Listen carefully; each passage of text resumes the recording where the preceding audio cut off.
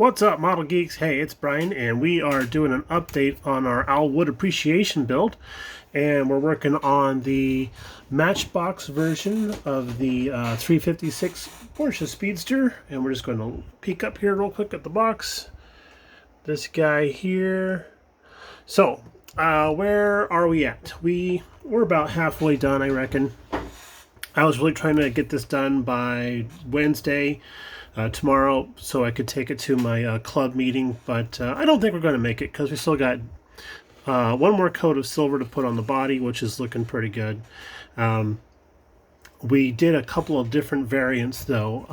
One thing we did was we removed the door handles. Didn't like those. Another thing we did was we removed the stripe that went down the side of the car because it started up here and we can just see a little bit of a ghost of it here, and it ended there. So it was at a really weird angle. The kit rear wheel arches, the radiuses are terrible, terribly huge, almost like it's supposed to be like a gasser. So it was a little disappointing there. We did fill in the bumper holes that were up here in the front and kind of smoothed all that out because there's a small chin piece that goes in, and then we did it in the back also. And I'm not the best putty, sanding and putty guy, so we still have a little bit of ghost going on there, but in the meantime, in the long run, it's looking really cute. I do like the shaved door handle look of it because it just makes it look like a little aluminum jelly bean. So it truly looks like an upside down bathtub. Let's see here, we got our dash, we're doing that body color, and we have some gauges to put on there. I need to clean up my Porsche sign a little bit still. The decals for the kit are vintage and dead, I guess is the best way to say that. But we did find in the decal stash something that's going to save our tuchus. Just give me a second here. Here we go. So I found some round L's and some number cards and some gauge decals from a kit from many years ago. And sadly, I was going to use the Lucas stuff on there, but that's all for the this is all from a Triumph kit, so that's not really going to be good on a German car. But I thought maybe some race stuff would be kind of fun, and I can still dig through the decal stash to look for some more race stuff that might be German oriented, like Bosch or something like that. So here's our chassis. We just have the fuel tank and kind of fitted in. And then this little dude here, this is actually a little tool pouch. I pilfered that from a Fujimi kit that I got as a parts kit from a friend of mine. So I thought that would be perfect. We'll go ahead and put that in there. And then here we have our little battery. And I do like my green and white batteries, so I put one of those in there. Interior wise, it only comes with a driver's side door card and driver's side seat, of course. Everything else is left out for this particular race car version, but the cabriolet version, regular street car, would have that stuff in it. So thanks very much, Sean, for letting us know about that, because I was wondering if my kit was missing parts and stuff, and Sean let us know that that's actually how the kit comes, so we were happy to find that out. In the back end here, we have our little tank mounted to the side. I believe this is supposed to be an oil tank, and the problem with this was I mounted it as the instructions indicated it should be mounted, and we can see there's a lot of hacking and sawing on there. That's because it doesn't fit inside the fender. So as it turns out, it's supposed to be mounted much lower. See how much lower that's supposed to go there? Well, our autofocus is really crazy here today.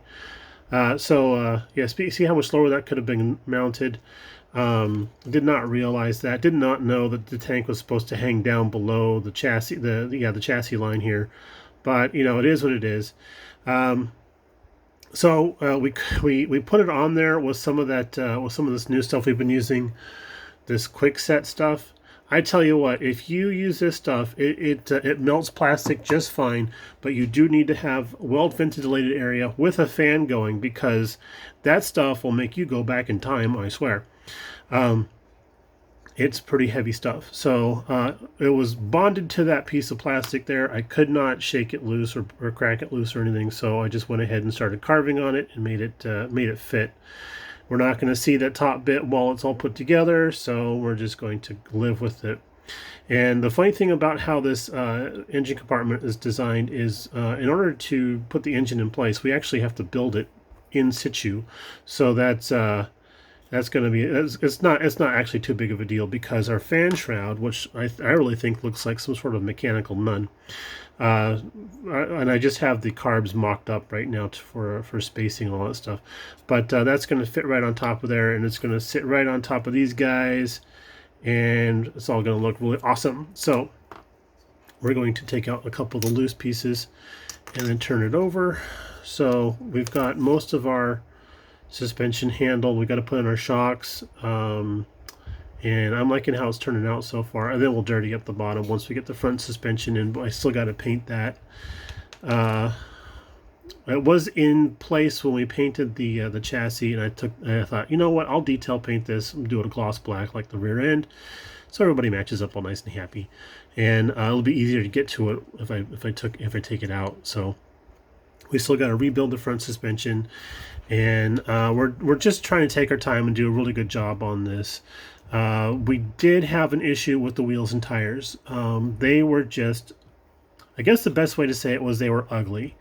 And that kit that I happened to get this little tool pouch from the Fujimi kit that a friend of mine had gifted me, had the wheels and tires still intact in that kit. So we did it. We went ahead and we pilfered out the rims and tires out of the Fujimi kit.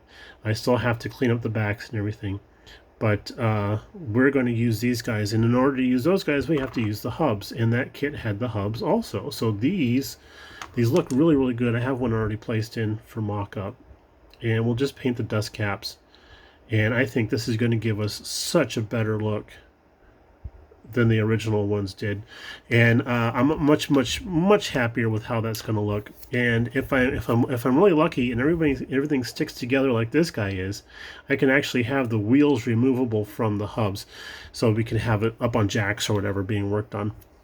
One little extra bit of detail that came out of that other Fujimi kit was a fire extinguisher, so we're going to go ahead and move that over to this kit and place that on the passenger side floor.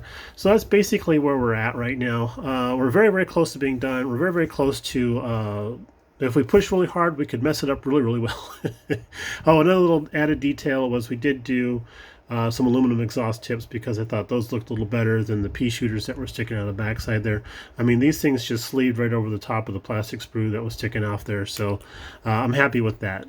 And that's the name of the game, right? Whether or not you're happy with what you're doing. And we totally are. So we're going to take a break, go get some lunch, upload this video. Everybody have a great rest of your day, and we'll talk to you later. Bye now.